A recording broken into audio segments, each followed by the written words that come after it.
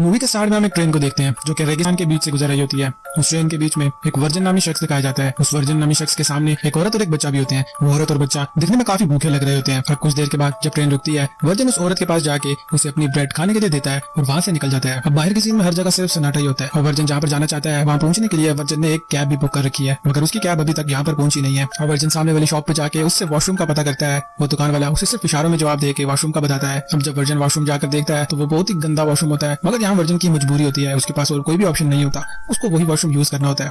अब वॉशरूम में बैठे बैठे ही वर्जिन का ड्राइवर केट आके उसे आवाजें लगाता है। अब वर्जिन अपने ड्राइवर के साथ बैठ के कंपाउंड नामी जगह के लिए निकल पड़ता है। अब रास्ते में उसके ड्राइवर के साथ उसकी बहस भी हो जाती है क्योंकि उसका ड्राइवर रास्ते में उससे ज्यादा पैसे मांगने लगता है। अब कुछ देर बहस के बाद आखिर वर्जिन उसकी बात मान जाता है। अब जो ही वर्जिन उस गाड़ी का एसी चलाने की कोशिश करता है, वो ड्राइवर इस पे भी उसको रोक देता है और ये बताता है कि अगर तुमने गाड़ी का एसी ऑन किया तो बढ़ते हुए लोड की वजह से ये गाड़ी यहीं पर रुक जाएगी और हम दोनों फंस जाएंगे। अब ये लोग यहाँ से आगे बढ़ते रहते हैं और कुछ ही आगे जाने के बाद बदकिस्मती से इनकी गाड़ी का टायर वहीं पर पंचर हो जाता है। अब ड्राइवर वर्जिन को बताता है कि उसे तो टायर चेंज करना भी नहीं आता, तो मजबूरी वर्जिन को ही उस गाड़ी का टायर चेंज करना पड़ता है। टायर चेंज करते हुए वर्जिन देखता है कि सामने दो कुत्ते बहुत ही बुरी तरीके से लड़ रहे होते हैं, जिसमें एक कुत्ते की हालत तकरीबन नीम मुर्दा होती है। तभी दोनों उनके पास जाके एक कुत्ते को भगा देते हैं और उस गाड़ी का ड्राइवर दूसरे अधमरे कुत्ते को सर पे ईंट मार के उसे मार देता है ताकि वो बेचारा यूं ही पड़ा तड़पता न रहे। अब गाड़ी ठीक होने के बाद ये दोनों यहाँ से निकल पड़ते हैं और काफी आगे जाने के बाद जब रात हो जाती है तो ये लोग उसी जगह पर अपना सफर रोकते हैं और आज की रात यहीं पे गुजार के नेक्स्ट डे अपना सफर कंटिन्यू करने का सोचते हैं। अब रात में बैठे बैठे जब ये लोग आपस में बातें कर रहे होते हैं तभी ड्राइवर उससे पूछता है कि तुम आखिर कंपाउंड क्यों जाना चाहते हो। दरअसल कंपाउंड बहुत ही कम लोग जाते हैं। वर्जिन उसे बताता है कि मैंने एक नौकरी का ऐड देखा था जिसके लिए मैं वहाँ पर जा रहा हूँ। ड्राइवर उसे बताता है कि ये रास्ता तो बहुत लंबा है और बहुत ही खतरनाक भी है। अब रात गुजर जाती है और सुबह होने के बाद ये लोग अपने सफर के लिए निकलते हैं। तब हम देखते हैं कि गाड़ी वर्जिन ड्राइव कर रहा होता है और जो असल ड्राइवर है वो साथ वाली सीट पे सो रहा था। अब जब वर्जिन गाड़ी ड्राइव कर रहा था तो धूप भी काफी थी, इसलिए वर्जिन उस गाड़ी का एसी चला देता है। कुछ देर आगे जाने के बाद उस गाड़ी का इंजन बंद हो जाता है। अब जब गाड़ी रुक जाती है तो उस गाड़ी का ड्राइवर केत भी उठ जाता है और केत को भी पता चल जाता है कि वर्जिन ने क्या किया था। दरअसल केत ने उसे एक दिन पहले ही एसी चलाने से मना किया था। अब इस बात को लेके केत वर्जिन के ऊपर काफी गुस्सा भी करता है, मगर गुस्से से कोई फायदा नहीं था। अब केत गाड़ी का इंजन ठीक करने की कोशिश करता है और वर्जिन इधर उधर टहलने लगता है। अब टहलते टहलते वर्जिन कुछ ही दूर जाता है तो उसे एक चमकता हुआ पत्थर नजर आता है।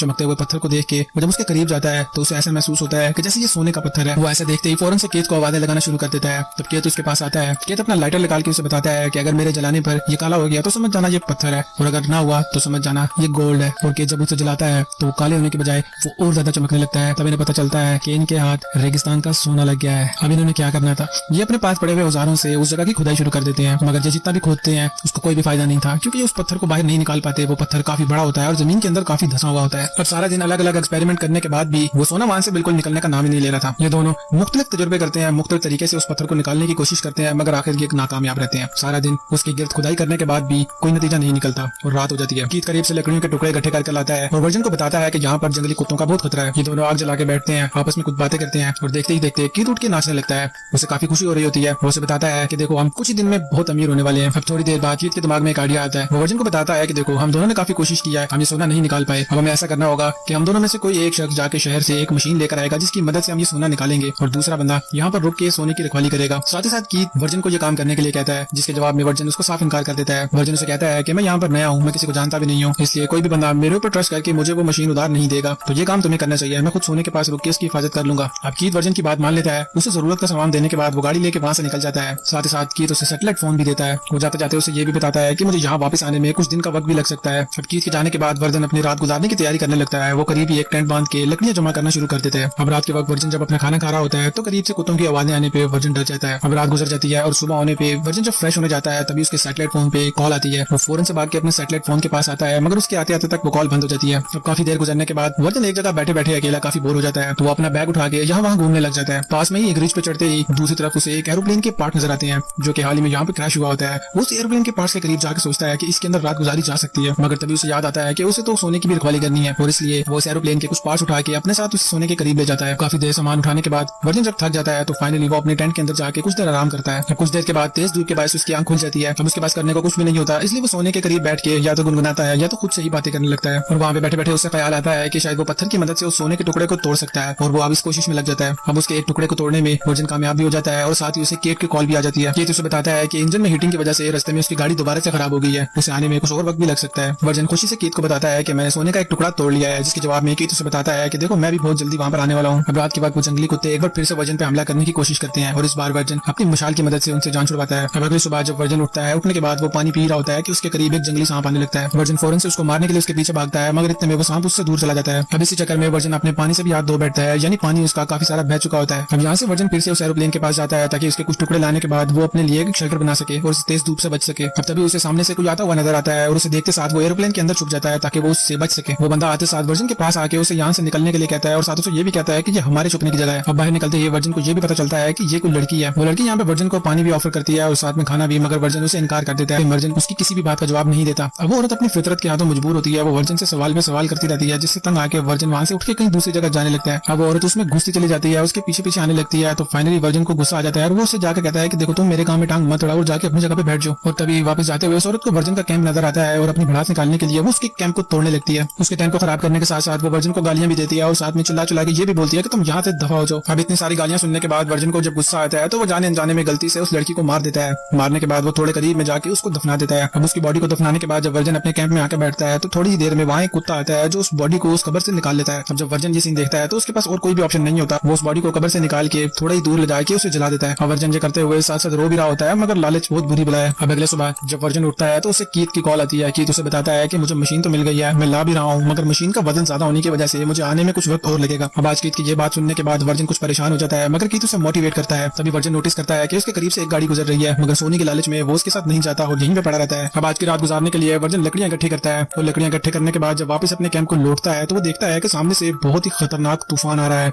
वर्जिन फौरन से भागकर अपने कैंप में आने की कोशिश करता है, मगर उस पूरे का पूरा कैंप में उस तूफान की नजर हो जाता है। अपनी जान बचाने के लिए वो फिर भी यहाँ वहाँ भागता रहता है और इसी भगम दौड़ में एक लकड़ी का टुकड़ा भी उसके पेट में जा घुसता है। अब अगले सुबह जब वर्जिन उठता है तो उसके पेट में वो लकड़ी का टुकड़ा घुसा हुआ होता है और वर्जिन इसी उम्मीद में होता है कि अभी भी उसका दोस्त केट यहाँ पर आ जाएगा, ये यहाँ से सोना निकालेंगे और वो एक अच्छी जिंदगी गुजारेगा। अब क्योंकि तूफान के बाद हर जगह पे रेत के ढेर लग चुके थे, इस वजह से वर्जिन को वो जगह भी भूल जाती है जहाँ पर सोना था। वो पागलों की तरह यहाँ वहाँ रेत खुरीद खुरीद के आखिर वो जगह को तलाश कर लेता है। फिर उस जगह पे बैठने के बाद वो अपने पेट से उस लकड़ी के टुकड़े को निकालता है। वो लकड़ी का टुकड़ा तो निकल जाता है, मगर वर्जिन को बहुत ही पेन होता है, वो साथ ही साथ बहुत ब्लीडिंग भी होती है। इसके बाद वो एक स्टील की कैन को गर्म करके अपनी जख्म के ऊपर लगाता है ताकि उसे किसी किस्म का इन्फेक्शन ना हो, मगर लगातार भूख प्यास और ब्लीडिंग बहुत ज्यादा होने की वजह से वो वहीं पे बेहोश हो जाता है। अब जब बाद में वर्जिन की आंख खुलती है तो वो धुंधली आंखों से अपने करीब खड़ी किसी लड़की को देखता है जिसके हाथ में तीर और कमान भी थे। वर्जिन उसे देखने के बाद सोचता है कि ये तो वही लड़की है जिसे उसने कुछ देर पहले मारा था। वो औरत वर्जिन को पानी पिलाने के बाद उस जगह से चली जाती है। अब वर्जिन को यहाँ पर कीथ की कॉल आती है। कीथ उसे बताता है कि मैं कुछ ही देर में तुम्हारे पास आने वाला हूँ। अब कुछ ही देर में वो औरत दोबारा से वर्जिन के पास आके उसे कहती है कि मैं तुम्हारी क्या मदद कर सकती हूँ, मगर वर्जिन जो कि इस वक्त भी सोने की लालच कर रहा था वो उसकी मदद लेने से इनकार कर देता है और उसे यहाँ से भेज देता है। वो औरत जाते जाते वर्जिन को ये भी कहती है कि देखो मुझे तुमसे कुछ भी नहीं चाहिए, मैं सिर्फ तुम्हारी मदद करना चाहती हूँ, मगर फिर भी वर्जिन उसे वहाँ से भेज देता है। वो औरत जाते जाते वर्जिन से पूछती है कि एक आखिरी बात मुझे बता दो कि क्या तुमने मेरी बहन को यहाँ पर देखा था। ये पूछने के बाद वर्जिन इस बात का उसे कोई भी जवाब नहीं देता और वो यहाँ से चली जाती है। और कुछ देर में वर्जिन देखता है कि चारों तरफ उसे जंगली कुत्तों ने घेर लिया है। वो यहाँ पर कीथ को कॉल करके उससे चिल्ला चिल्ला के रो के उसे आने के लिए कहता है और कीथ उसे सिर्फ एक ही बात कहता है कि मैं कुछ देर में वहाँ पे पहुंचने वाला हूँ। अब अगले ही सीन में हम कीथ को देखते हैं जो कि वर्जिन से कुछ ही दूर बैठा सिगरेट पीते हुए उसे देख रहा होता है। अभी सीन के बाद देखते ही देखते वो सब जंगली कुत्ते वर्जिन पे हमला कर देते हैं और उसे नोच नोच के खाते हैं, उसे मार देते हैं। अब वर्जिन के मरने के बाद फाइनली कीथ वहाँ से उठता है, अपनी मशीन को लेकर उस जगह पे पहुंच जाता है। वर्जिन की बॉडी के पास आने के बाद वो तसल्ली करता है कि वर्जिन मर तो चुका है ना, और तभी हमें पता चलता है कि इस बेगैरत आदमी ने ये सब कुछ जानबूझ के किया। वो काफी दिनों से उसको कॉल पे यही बता रहा था कि मैं आ रहा हूँ, हालांकि वो यहीं बैठा इसके तड़पने के मजे ले रहा था। और तभी कीथ अपनी गाड़ी से कुछ निकालने के बाद जब वापस मुड़ता है तो सीधा एक तीर आके उसके सीने के बीच में लगता है। कीथ यहाँ वहाँ देखने की तो कोशिश करता है, मगर उसको नहीं पता चलता कि ये तीर कहाँ से आया है। दरअसल ये तीर उसी औरत ने मारा होता है जो वर्जिन के पास अपनी बहन को ढूंढते हुए आई थी। और वर्जिन के बिहेवियर की वजह से उस औरत को वर्जिन पे शक हो गया था और उसे सोने वाली बात का भी पता चल गया था, और तभी उसने कीथ को भी जान से मार दिया। उस औरत ने जो भी किया हम तो यही कहेंगे कि बहुत ही अच्छा किया। वो तीर उसके सीने के बजाय कहीं और मारना चाहिए था। ये मूवी यहाँ पे खत्म हो जाती है। अब आपको ये वीडियो कैसी लगी और आप नेक्स्ट रिव्यू किस मूवी का देखना चाहते हैं या आप मुझे कमेंट में बताएं और इस वीडियो को एक लाइक जरूर करें। Thank you so much.